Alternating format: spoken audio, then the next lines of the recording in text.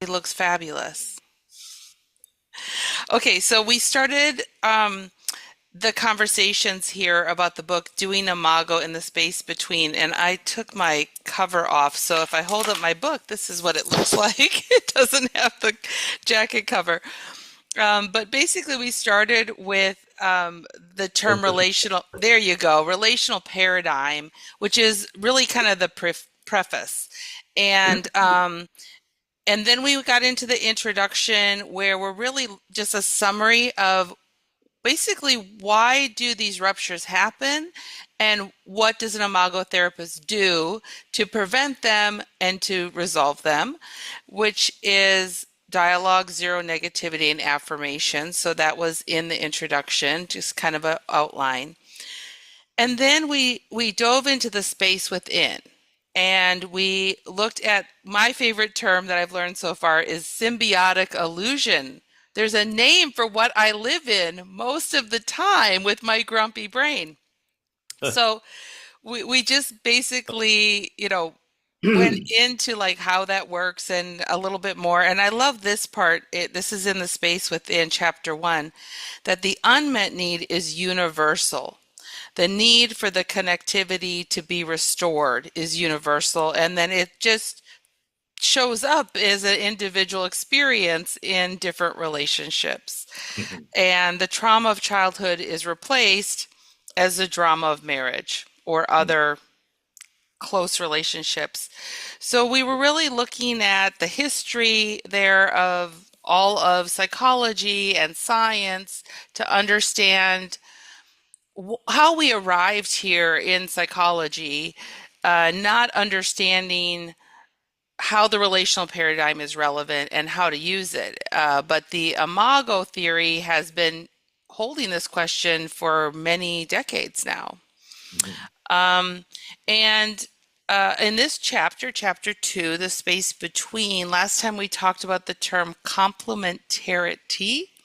Hopefully, I'm saying that correctly, which is basically a name for something we have observed in couples for decades, which is opposites attract, and that our different defenses or repressive messages, lost parts, that these things have a complementary relationship. They polarize us.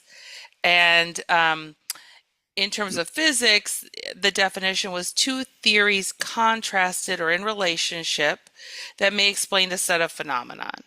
And this is what we've been struggling to do is we know there's a phenomenon happening in the space between, and how do we begin to understand what it's doing and its function.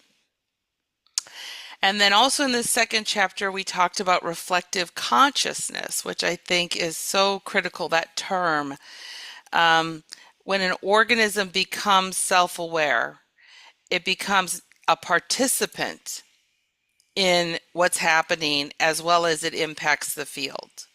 So we went through and we covered a lot of the quantum aspects of chapter 2, and we were starting to move into like just the pragmatics. Now that we understand we are in a tapestry of energy and becoming more aware, we can impact that tapestry and we can understand how we're impacted by it more. Like as we understand all this now, how do we take these ideas into the treatment space? Mhm. And there's a couple things that I just wanted to highlight that I think are important that kind of tells us where we left off, which is, and it's one of my questions for you, actually, Harville and Helen. Um, so you write about the telos of humanity. Hopefully, I'm saying telos correctly. It's such a great Greek word, right? Like Right. the purpose of humanity here. Um, that it might be that there's an intention for this field to you write if the field occupies the space between forms between us, the space between is a local instance of the quantum field. So it's basically saying the space between us is an instance of this larger field, and maybe the field wants us to become aware. That's what I'm hearing. Sort of the suggestion is maybe the whole purpose is for us to become more and more aware of how we are. Use terms like interactive agents or cosmic citizens, that we have a role that we can choose to play in the field. Hmm. So Yeah. does that sound like the book you wrote? Is that a good summary? I'm having a deep wish while you're talking, um, which is and I want to do a little Okay, and sidebar after you story. answer, I have a response. You want to go first?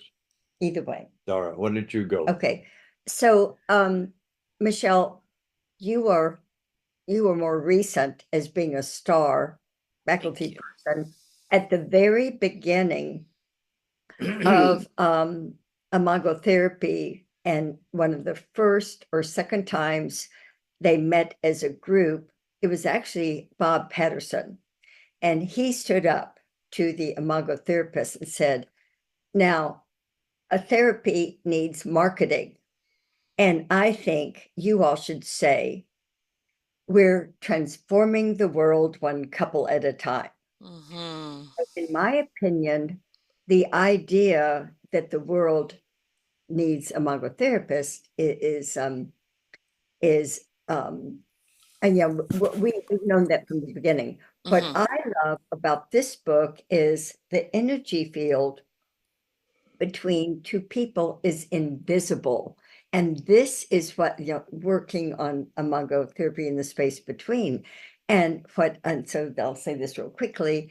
In my opinion, one of the things that Harlan and I have talked about, and we teach our couples, a person's voice tone or their look in the eye Hmm. can, can um, make the other person uncomfortable, a little Hmm.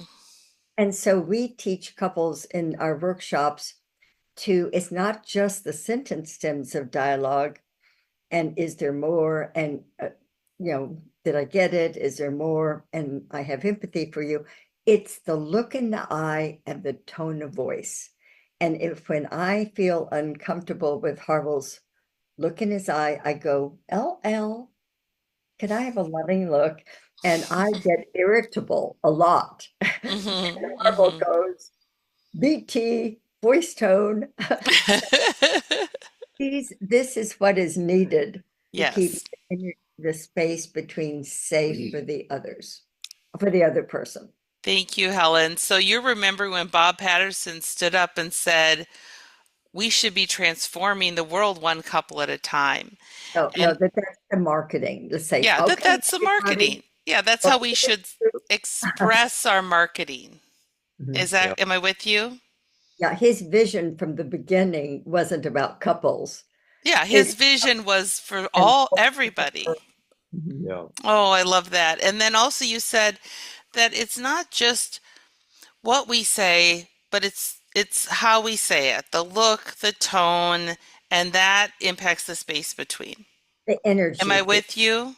yes, the energy. Yes. Yes. And Harville, you were going to share something about a longing that got stirred up in you when I tried to review the first three chapters. Yeah. Yeah. I was sitting there saying, you know, I wonder what happened to this book, because it was written for Imago therapists, and hopefully all other couples therapists would, read it, because we read different therapy models so that we know what we're doing, whether we are a therapist in training or whether we are trainers. You kind of need to know the field, especially if you're a trainer, like you all are at the faculty level. And my wish was that this conversation could occur with every faculty member, and maybe each faculty member then have this conversation with all their trainees, so that this idea could begin to be integrated into Imago. I mean, integrated into the field. And the second thing is that I have been trying to get a professional organization that we all know about called the Psychotherapy Networker to give Helen and me a keynote uh, place to, and with the title of the lecture is The Future of Psychotherapy. Um, because and I may have made the mistake of telling them what we were going to lecture about, which is that the the the, the ground of psychotherapy that out of which psychotherapy arose was classical field theory. I mean, classical physics. And when I was in graduate school, and I went to a good graduate school like the University of Chicago, and I spent 6 years there working on it. It took me that long to get my degree. No one ever told me that that psychology was rooted in anything beyond itself. Right. It sort of starts, here's the discipline. And they do say that it broke off. I forgot now the name of the guy. I used to have all that down from philosophy in about somewhere in the 19th century uh, before Freud, because it's like it was philosophical personalism, and we wanted to do research and so forth. But nobody said that psychology was rooted in the philosophy of the individual, which arose in the Enlightenment, and that philosophy of the individual was copied after the atom of Newton's atomistic theory of everything being separate and everything being essentially. And did you know that Freud took that model, the atom as the model of the self? He didn't do it consciously. He took the self that had been created by the philosophers and was in the world because somebody said the Copernican discovery of the removal of the Earth from the center of the universe was a great blow to the narcissism of humanity. That might be why they don't want you to come talk about this at the networker. I'd be willing Anne, to. Anne has her hand up. Hi, Anne. Welcome. Hi, I'm Ann Erickson. Harville, I think it's so interesting. I love the networker.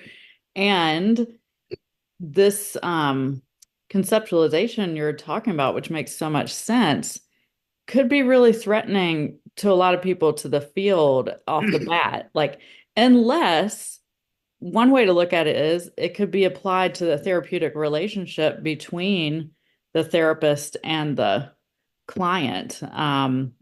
That is a relational and not the individual. But I think what you're saying is, hey, over the course of your career, like couples is where it's at. You can sit in individual therapy forever.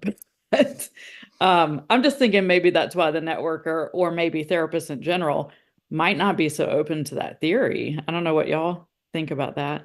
And do you remember how Freud is considered the founder of psychology?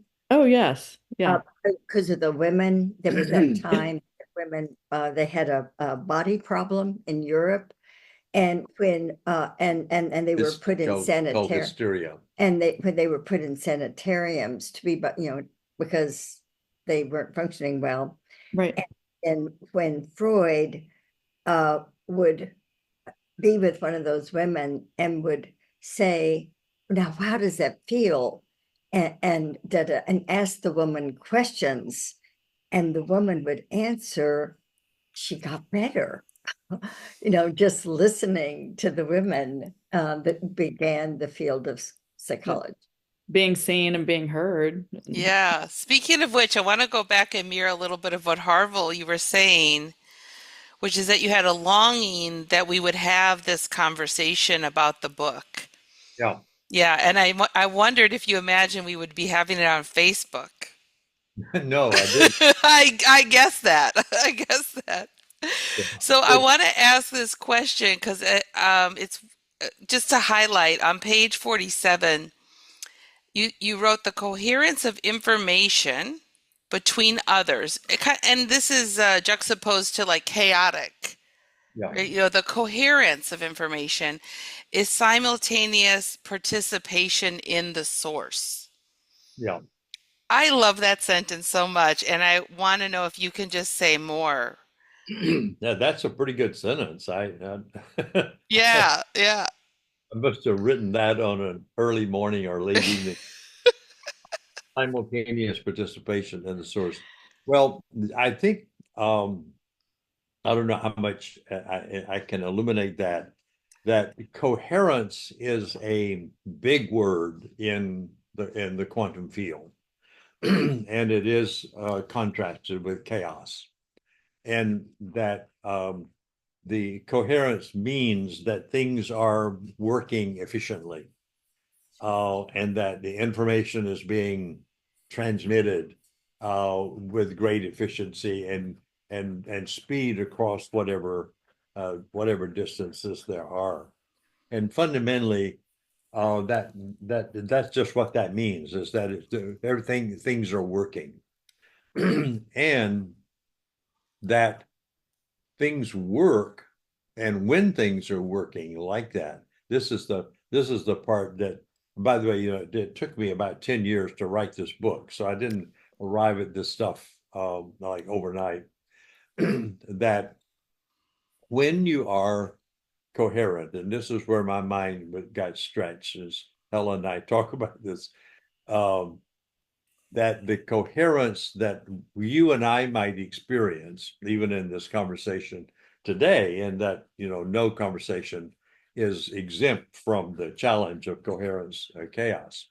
That coherent means that we have now moved into the field and are experiencing the field, participating in the field, and the field's participating in us. And that when we are chaotic, we lose connection with the field. And that when we're in chaos and lose connection with the field, then that's when we experience suffering. We don't know that it's because we have lost connection with the universe, with the cosmos, Yeah.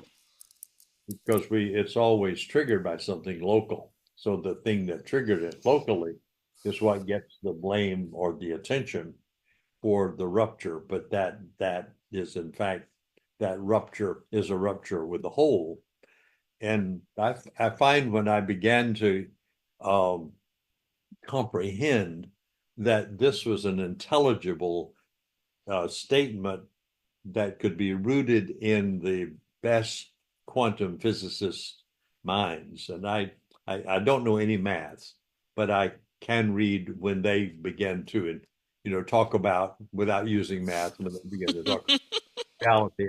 I'm pretty good at that, since I have a degree in philosophy and theology, so I can work at those abstract levels, and began to really understand they really mean it, that we are intrinsically a part of the universe, to the extent that we can, in fact, influence the coherence and cohesion of the universe itself, and contribute also to chaos.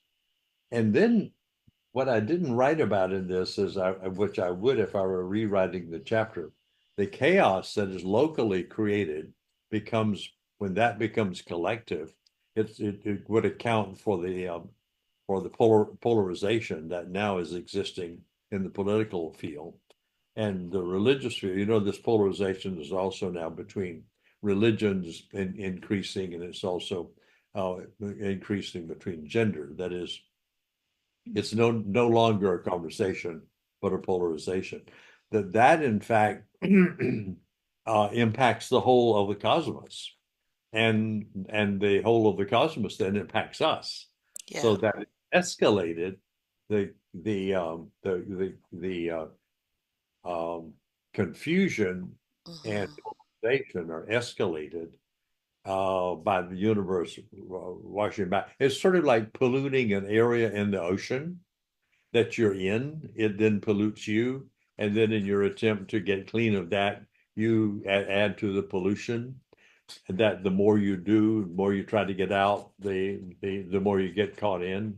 That is in fact a fact of quantum field theory, that's how the universe works. Now, Beautiful. I love this. So this is so it meant what I was hoping it meant. yeah, Because I think it explains what happens when we're working with a couple and they take turns listening and sharing, and the energy starts to become more coherent. mm, And we describe it as magic because when we feel them participating in the source, we experience a lot of positive emotions just watching the coherence move from them moving from chaos to coherence. yeah, Yeah, yes, I that's mean, right. people marry and they go home and their months, weeks, months, years are, I'm saying something, oh, and Harville goes, well, I heard you say that. I I think this, and everything is I think, I think, I think. And the idea that someone turns around and mirrors and listens Hmm. 100, 180 degrees different. Exactly. And that was, I mean, that was something that was so brilliant when you said, "Hey, Harville, let's just take turns." Like Yeah, that was let's a revolutionary idea sparked in time, that moment. at the time it was let's take turns yelling at each other. Well, I we said, know look, nothing about that. Stephen and I know nothing. uh, uh, so I said, now, one of us, let's take turns. One of us talk, one of us listen. Yeah. Then the other talk, the other listen. Yes, and you sparked a revolution. But I didn't say mirror. I just Yeah. said listen. Yeah. Well, actually, I want to correct you a little bit if I can. The first encounter was let's take turns talking. Mhm. We didn't even use the word listen. And then we got to, well, maybe we could listen. And that was the back and forth then with the couples in my practice Mhm. who said, well, why don't we mirror or why don't we reflect? They didn't use the word mirror. We invented that later. Uh-huh. Why don't we reflect back or say back what is hearing? So then you and I began to do the talking, listening Mhm. thing, Mhm. and it became more and more complex. Mhm. But at least you broke the simultaneous monologue, Mhm. which is Yes. most of us have, is we're talking over, at, and over, and to each other, Hmm. and that produces the tension that impacts the universe, which then impacts us. That do unto others as you would have them do unto you is that whatever you do to others will be done to you. Yes. But that was Well, the Harville, case. that makes me think about this concept we were talking about last time, which was the first time I really understood this, that to move somebody out of negativity, we first move them to openness, and then we have the opportunity to shift into the positive. Yeah, That just moving one step for you and Helen led to the next step, led to the next step until there was connection. yeah, Mhm. Mhm. Yeah. right, Yeah. Anne, right. did you want to share Yeah. something or do you have a question? And I, had hand up. yeah, I just wanted to share that I think energy is so central. How you talk about energy in the field or in the Energy. space between. I think what's essential there is teaching couples to notice when the energy shifts, which goes back to when you said LL, VT, that is noticing, and then you can do something about shifting the energy. And so many times, of course, you feel it zip through your body. Mm-hmm. So one win I had this week is I had one of my longtime couples come in and they were so distressed when they came in that I said, let's just do something different today. And I had them lay down on the floor. I've never done this in my entire career. Lay down on the floor next to each other. I put blankets over them. I said, just connect physically somehow. And they held hands. And immediately when they were just on their backs, they weren't looking at each other in that moment, but they had a fantastic dialogue that whole session because the shift in the energy to get down on the ground and be next to each other. I think we just always have to be creative. How can we help people shift the energy? That's beautiful. And by the way, when I have a degree in psychology, and before I met Harville, I had been trained as in primal therapy.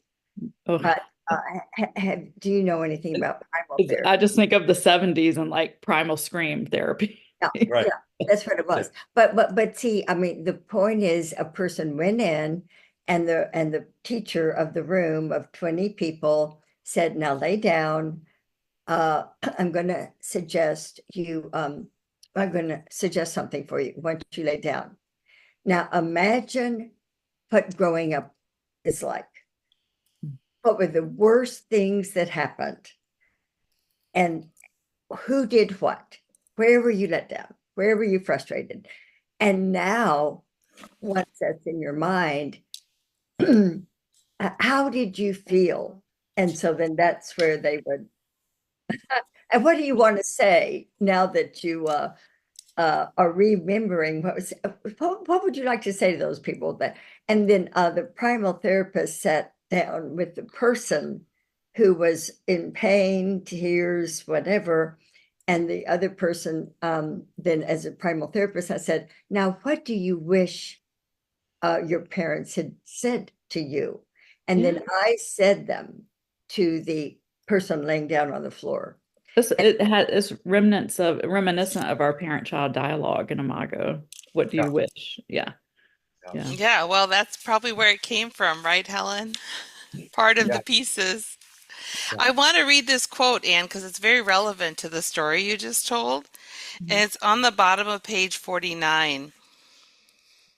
Thinking of your clients as energy fields rather than discrete constructions with absolute identities reminds you that change is your milieu. You are working with live, fluctuating, oscillating forces that you will be challenged to facilitate and help regulate so they can focus their energy and operate out of their prefrontal cortex. I love it. That reminds me of one thing I do when I call their attention to the relational space between and they start to get disconnected in session, I pause and, say, what do you notice in the space? But I said, sometimes when we get disconnected in this space, we're afraid we'll never be connected again. And so I normalize for them the space is dynamic. And even through the course of a single day, it's going to feel all kinds of different ways. So just as it just got disconnected, it will get connected. Because I think people get very frightened. It's terrifying. Once we're disconnected, that's it. It's Yeah, stuck. and that movement you were just making, Like, I don't know what I right? did. Do you know what else does that? What else makes that movement? The waves in the ocean? No. Also a heartbeat. Yeah. Yeah, so Oh. what if your heart's doing this? Oh my gosh, I love that. This is from Linda Luter, by the way. I don't know where she got it, but I'm gonna give it back to her. Okay, I'm gonna write that down right now. Yeah. Yeah, you don't want your relationship to be like this, right? But remembering that when we're disconnected from the field, from source, when things are chaotic, telling ourselves we can go back. We can get back. It's a spiral experience, and we can start to count on that. May I make a comment? Please, Helen, jump in. Has anyone read their email this morning about Peter and Brenda? No. Okay, well, we are on Facebook, just so you know, before we talk about somebody. Well, Peter McMillan, an Imago therapist, and he, there was a meeting of Imago therapists about 6 or 7 months ago, and I did not know Peter was a musician because he would, as the therapists were gathering, he would sing a little song, or play a little song. Yeah. By the end of it was a 5-day conference, I learned that okay, he in addition to him liking music, his son is liking music, and he wanted his son to do an album. And so I ended up putting in money, and this morning there was this big email from him about how they're doing they're getting music out. But all of this reminds me of, and I've heard some of the music, and it's about faith, hope, love. And we have you ever, well, anyway, we have music on in our kitchen. So when we're not on a Zoom call, and it's just us, and it's we're in the kitchen in the morning, and then in the evening after the workday ends, the music is on. It feels good to hear a flow, put on any kind of music that's relaxing. So you're saying that kind of how does that shift the energy for you, Helen? I think you're saying something important about how the music impacts the space. The music can just bring relaxation. And Peter Macmillan, the Imago therapist from Australia, and his wife was not head of she was on the board, Well, she was on the faculty, the board of the faculty. There was and I faculty think she meetings. was She was also. And did we ever have a board? I She don't was know. a dean for a while. yeah. Yeah, dean. And but anyway, music can be really for couples at home, and different religious groups. Jewish couples might have certain kinds of songs that are about their spiritual practice. Christians, other Muslims. So whatever the couple might like, they might think about having that on in their kitchen to relax, to stop thinking about what happened in the day and just be present for each other as they're enjoying their dinner, etc. I think my husband plays the piano, and I'm thinking we have a fairly small house, and when he plays the piano, it kind of just changes the whole atmosphere. So this conversation, I'm like, I need to tell him to do that more. Yes. Yeah. Yeah, he could play, or again have a little recorder Yeah. where he gets to listen and Yeah. just relax instead of function. Yeah. Yeah. And all that makes sense when you think of the field. Prior to the field as a construct, and now, according to quantum physics, is a reality. It is not a reality, but the reality. It would be hard to make sense of that because the music is self-contained and you're self-contained. And so somehow it bumps into each other. There's a whole lot that can't be explained in classical physics that all of a sudden makes sense when you think of us being in the field. And one of my in mulling this over, one of the clearest images to me is the ocean itself. If you're like a fish in the ocean, they we Or a don't surfer. a surfer. I We was don't. surfing this morning, Harville. Oh, wow. Oh, come on. Congratulations. I was killing it. I must have gone 300 yards and a big wave. It was awesome. It was good to be back. So you're in I'm in Costa Costa Rica? Rica right now. I'm back. Yeah. And it sounds like you live there. Is that your Yeah. home? That's your Yeah. It's my home when I'm not training in Imago. Oh my goodness. So I want to go back But a before you. fish. You were saying a fish in the ocean. Yeah, if you ask a fish about water, they don't know what you're talking. And somehow I thought you were in South Texas. Well, she trains there, but she Yeah. I have offices in Austin. Okay. yeah, Yeah. office in Austin but lives in Costa Rica. Yeah, because there's surfing in Costa Rica. That's why. No surfing in Austin. Yeah, no. No. Go out to that lake, but it doesn't have any waves. Um, You have to, but you could do, pull behind a boat. You could do water skiing. Yeah. But it's all of it, like the field, right? It's all of it. It's not just the waves, it's the magnesium in the water, it's the ionization of the water, it's the grounding of this. So And yeah, Camilla, you lit up. Do you like oceans? Yeah, I absolutely love oceans. I actually live about 2 blocks away from the coast, Oh, great. in Brooklyn, Brighton Beach. Yeah. And so So as you you're get to go walk the ocean. Do you sorry. have a question or a comment about this chapter or something you wanted to ask Helen or Harville since they're here? Well, I have so many questions. Good. We love questions. Yeah, endless questions. But I'm in my last step to become certified. So I finished my training with Georgia with Jessica Eames. Yes, wonderful. And then I'm submitting my final tape for review end of this year and assisting in New York in person. I hope to get some hands-on experience too. So I think what I've been thinking about what makes Imago stand out to me is the spiritual component of it. And I feel like it's something that, sometimes, especially our conversation at the beginning, the modern psychotherapy are talking about evidence-based. We want to somehow scientifically prove it to be something that's tangible, we can put our hands on. But I think often is being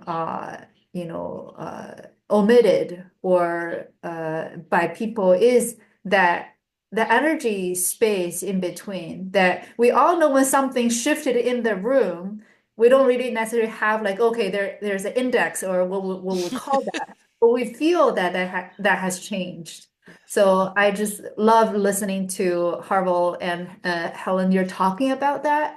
And I feel like it just deserves so much more time and space in our training also. Mhm. Well, it's Yeah, interesting wait, that wait, can I yeah, just do a quick, is it Camilla? What is Camilla. Camilla, Camilla? right there.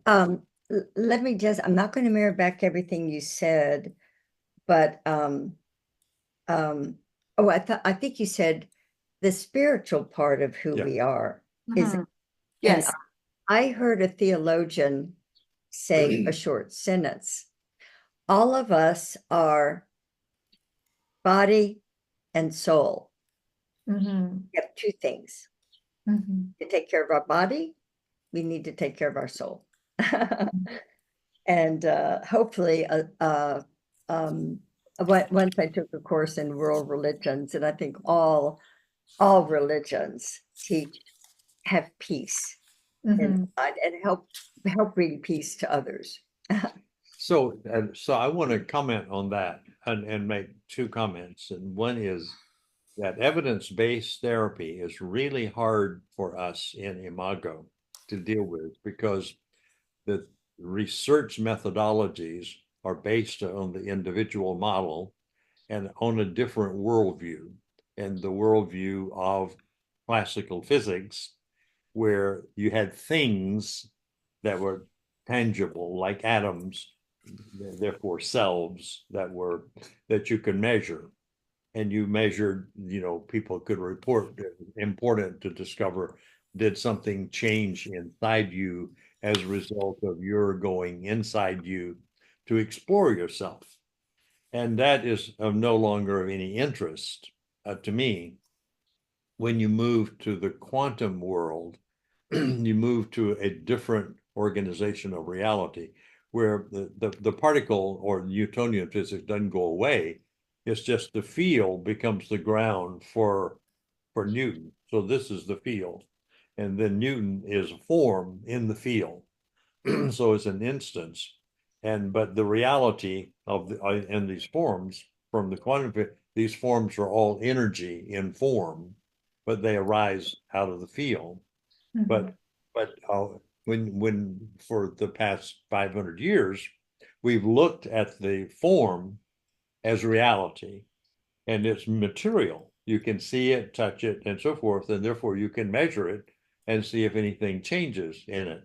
But as you were saying, when you work from the field model, things shift in the field all the time.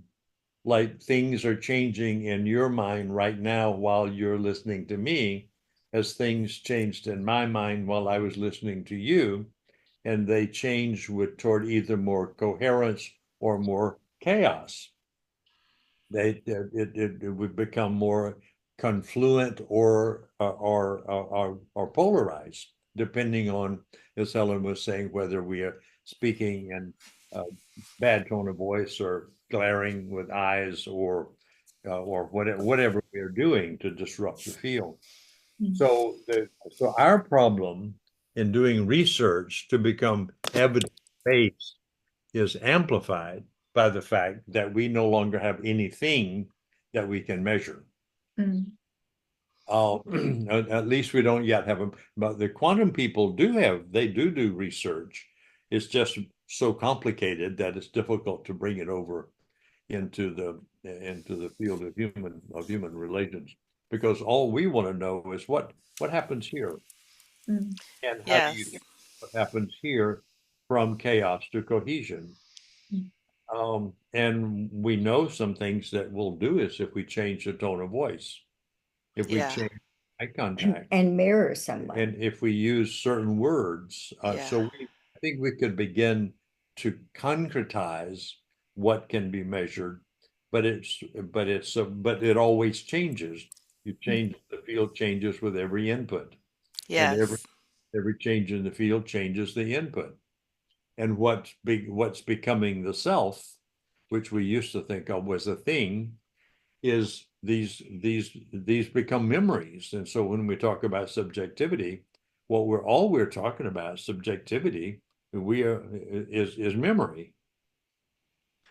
And we've spent decades and decades exploring people's memories without changing their behavior.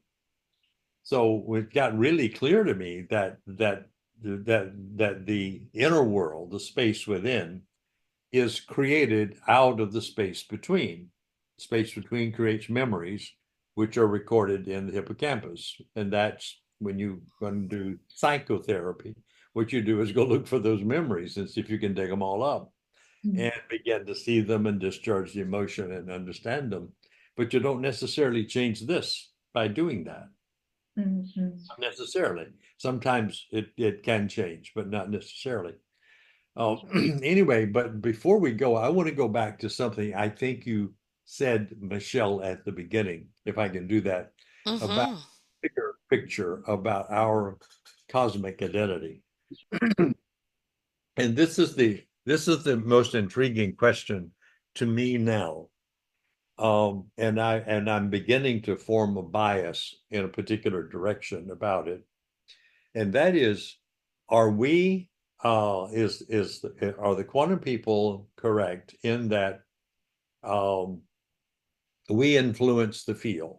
I think I'm feeling that I'm moving into the credibility of that Mm-hmm. we are of the universe, and the Mm-hmm. universe, we're like the fish in the water. Just make that the whole universe. We're in Mm-hmm. that. It's in us and we're in it, because it's all energy. But the energy is consciousness. And so we are conscious beings in a conscious field. Mm-hmm. The question that's appearing for me as Helen and I are working on this project we have of teaching dialogue to 2.4 billion people in the service of creating a new civilization that's based on dialogue, which will be lateral rather than vertical. Is the universe being passively influenced by us, or does it have its own telos? So I'll go back to your word telos. Does the universe have a telos? And it's not so much to get us to do something, but the universe is doing something, and we are experiencing what it's doing. And I'm beginning to think the universe is doing something and constellating us into it. And here's what's beginning to show up. Or the conclusion of the sentence is, The universe has its own destiny, and we're being co-opted to embody that destiny in concrete form. For instance, for 10,000 years, no human being owned themselves. They were owned by somebody. They were called serfs. Mm-hmm. And serfhood was sort of extricated. We were extricated from serfhood by the first rebellion against the colonial powers, first in the United States and then in France, and then it's been going around the world. Human beings have been claiming self-ownership. Yeah. And the second thing is that we also have been claiming equity, equality, economic, political, social, and all kinds of equality. And now there's a whole focus on inclusion, that everybody has access to all the resources of a culture and civilization. And difference is real and needs to be celebrated, that we're moving toward a relational civilization in which those will be the values. And I'm beginning to think that the universe that the logical conclusion from looking at the quantum field is the universe is becoming conscious of itself through us. Yes. Yes, that would make sense. As we become more self-aware, the universe becomes more self-aware Because because we there's are no separating us. no separating us. The universe is becoming aware of itself. But that built into this is a telos, which is that the interconnectivity that constitutes the universe is becoming embodied in human, social, economic, and political institutions. In other Mm-hmm. words, the field is beginning to produce forms that are interconnected. Mm-hmm. And Mm-hmm. so this gets back to spirituality. I no longer am interested in a conversation about psychology and spirituality or science and religion. Those are irrelevant distinctions because Right. They're when materialistic distinctions. and when you think that reality is connecting, the reality is quote connecting, interconnectivity. That's the goal of all religions, is connection. If you Right. look at Hinduism, Buddhism, the Vedic philosophy, Christianity, Judaism, Yes. connection to God, connection to the source, it's Yes. all they talk about. And Yeah. different modalities about how to get there. For some, you have to, confess your sins and go on pilgrimages and do all kinds of things to get there. But the goal is to be connected to the source or to God or whatever. Yeah. Now we see that is the fundamental reality. That is fundamental reality as described by quantum field theorists. So that spirituality and psychology and science are all simply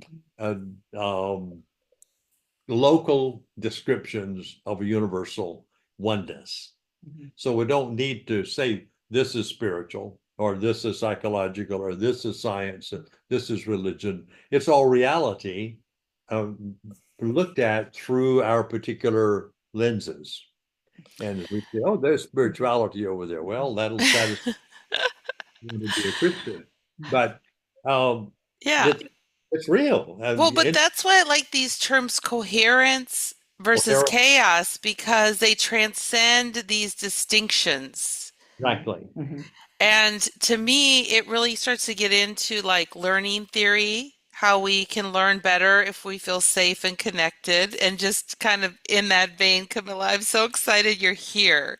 I'm so thrilled to have another new Imago therapist with your questioning mind and your focus on spiritual questions. Yes, right. Yeah, That's Helen, what did you want to say? There is an organization in Dallas where we live. I started the Dallas Women's Foundation. It's now the Texas Women's Foundation, and they have a luncheon every year. It's You have to coming. go. Okay. And Future. and Hopefully I'll see you in this Chicago time, or someplace soon in person. Thank you, Camilla. Bye-bye. Glad to meet you, Camilla. Yeah. Glad to. See you at a yeah, conference and somewhere. all I'm going to say, and then goodbye, is that you can change the world. So anyway, you sign up. So Michelle, I'm going to send you some a piece of Okay, good. paper on it. It was Bye, called Camilla. the concept of women and money. That once Oh, a female could not have a bank account, I couldn't have a, remember 1974 when they changed the law. and of course they couldn't go to women couldn't go to college anyway. What Yeah. changed was women's philanthropy, and I was living in New York, and I got a call from the Halls Seneca Falls Hall of Fame, and they Oh, said, wow. That's right. and we want to induct you as the founder of feminist philanthropy. And so I went, I was inducted, but basically, I always tell Harville, now that women are equal to men, women can work at a bank, not just women can bank at a bank, Yeah. men can have professions and and equal. Well, please send me that paper. I want to just play this video before we stop our recording, Harville. I call that my head work. My heart work is Imago Therapy. We fix people with broken hearts. You have head and heart both, which is so rare. I just wanted to show you this. I'm sure you've seen this. No. This is a Mandelbrot Zoom or Mandelbrot set. It's a fractal that they plug into a computer that they're showing basically mathematically how energy forms patterns through vibration.